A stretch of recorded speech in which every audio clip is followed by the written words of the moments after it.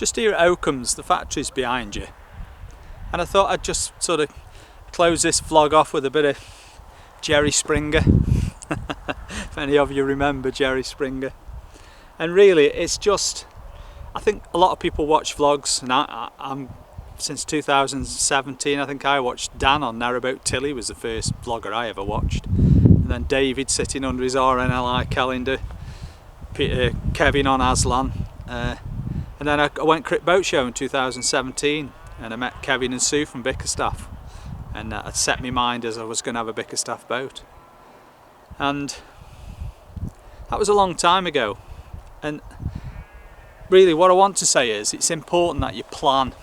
If you're going to do this, you're going to do this lifestyle, you've really got to plan.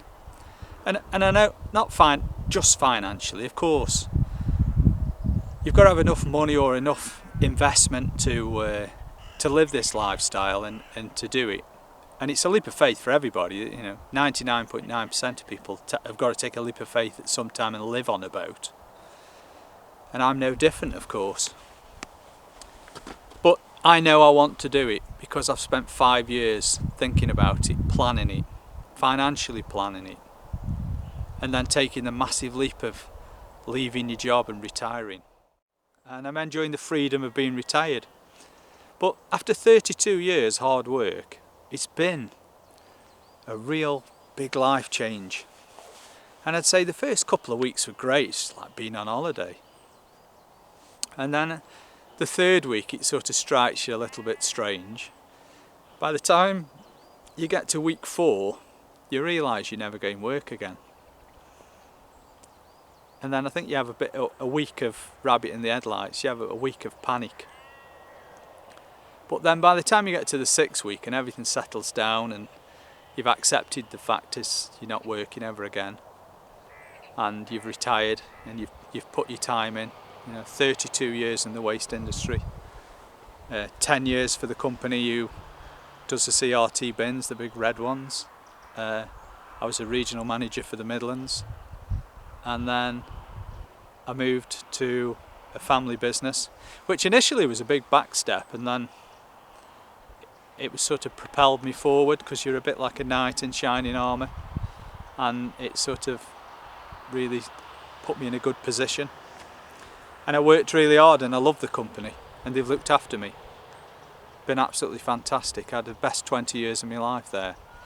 And the MD run the business really well. The company was really solid. And it was, you know, quite tearful, you know, when I got home, when I left.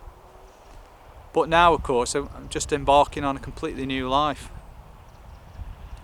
And just before I retired, I want to tell you a little story. When I was riding my bike down the canal. And this pushed me into retirement. And it goes like this. I was riding my push bike. It would have been around November, towards the middle of November, end of November 2021. And I was using the usual ride down the towpath, and I stopped next to a boat and started chatting, as I did, trying to get some education off other boaters and find out little things, you know, I need to know everything. And I spoke to him and we were chatting away, and I said to him, I bet you can't wait for the light nights to come. Well, he sort of glazed over a little bit as if he didn't understand the question. So I found myself explaining. I said, well, you know, I said I get up at 5, 6 o'clock, you know, I go to the gym, I go to work. I get in my car and it's raining, snow, frost, ice, fog, traffic. I said I drive to work and I get to work and then pitch black dark. I said I sit under a fluorescent tube all day, not dissimilar to a battery N. I said now when it goes pitch black dark again, I get in my car and I drive home in the rain, snow, frost, ice, fog. And I said, that's me done, Monday to Friday. And I said, you know, sometimes I feel like I haven't seen daylight till Saturday. And he sort of gave out a little giggle and said, oh, I see what you mean. He said, well, when you live on a boat, he said, we generally go with the seasons. So he said, this absolutely killed me. remember these words. He said to me, we don't get up till it's daylight.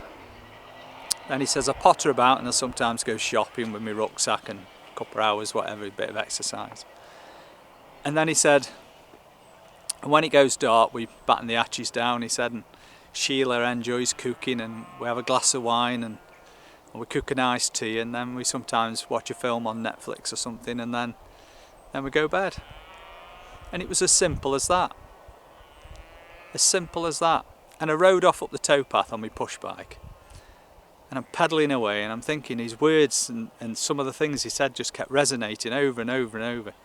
And I thought to myself, this guy's quality of life is 10 times better than mine. His quality of life is so much better than mine. You know, I've got a good job, long hours, nice home. This guy is absolutely loving living on his narrowboat with his wife Sheila. And he doesn't care about anything. And he just lives to the seasons. He's going to live longer than me. He's more at peace with himself. He's more at peace with the world. And I just thought, from that moment, I've got to do this. And that was a turning point. I hope I bump into the guy again. I'll never forget him. But I hope one day I bump into him and I can have a glass of wine with him and Sheila and just say thank you, because he really just pushed me over the edge. I was going to do it anyway, but he just pushed me over the edge with them words, and it just really struck and stuck in my mind. You know, sometimes you meet people in life and they can sort of really influence you, and it doesn't matter who they are. It's amazing how some people have that ability to give you like a spur in life to do something. So that brings me to the end of this vlog, guys. I hope you've enjoyed it.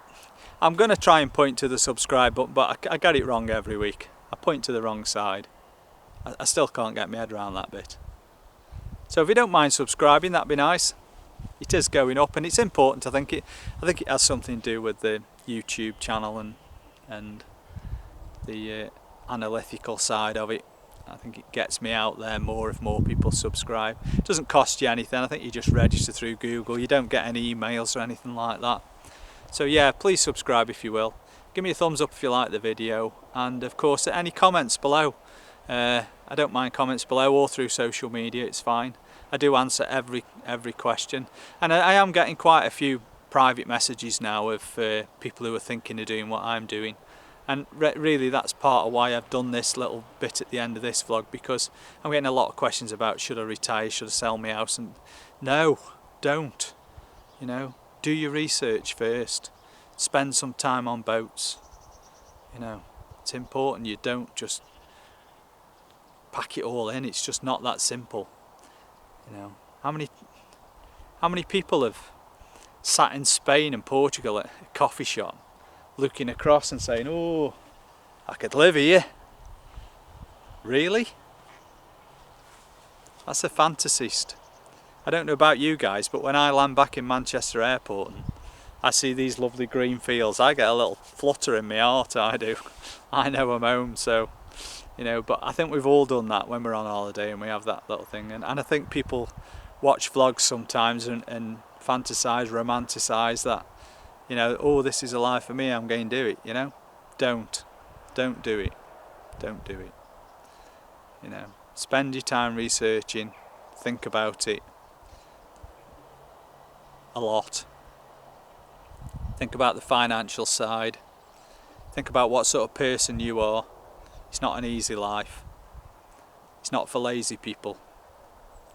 And you need to know a bit about engines, you need to know a bit about electrics, you need to know a bit about plumbing, you need to know a lot about boats and boating and your own safety. You know, there's so much to learn, and I've got so much more to learn. And I've been boating for 5 years. I'm sure there's boaters out there been doing 20 years who teach me a thing or two, that's for sure.